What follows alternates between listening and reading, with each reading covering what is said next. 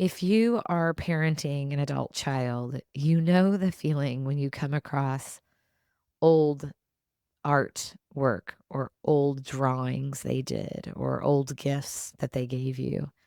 I had that experience this weekend. My daughter Mason is home as she's planning her transition from Indiana to a new job in Cleveland. And so she's been living with me for the last couple of weeks. And I was going through some old things this weekend and found something she'd made to me when, gosh, maybe she was 8 or 9 or something. She was a little girl. I could tell by the handwriting.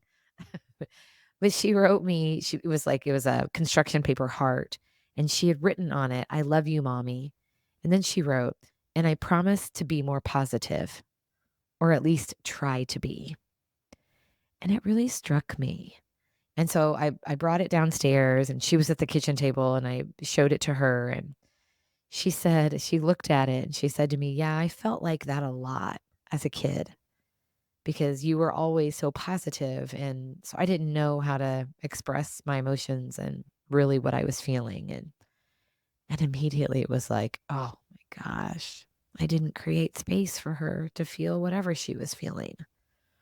And so I got really down on myself and ended up telling her, "Gosh, I wish I could go back, Mason, and change that and show up for you differently." And she very quickly told me, like, "Oh my gosh, no, you're so great. And I love you. And you were learning right along with me." And she said all the right things.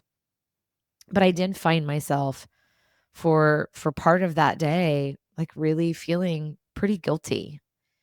But then I remembered, like, okay, like I'm not going to be able to go back, but maybe I can do something now with this info. So it reminded me there's a Karen Solmonson quote that I have in my office that says, "Don't waste time thinking about what you could have done differently. Keep your eyes on the road ahead and do it differently now." It's a much more empowering perspective. Okay, now that I have this information, how can I be better? How can I show up in a way that's more helpful?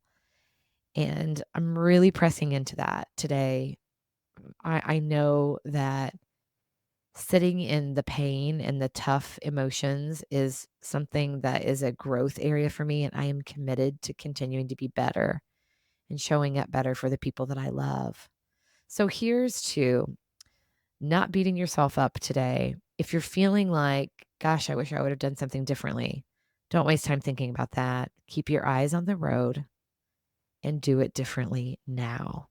What a great way to take care of yourself and ultimately each other.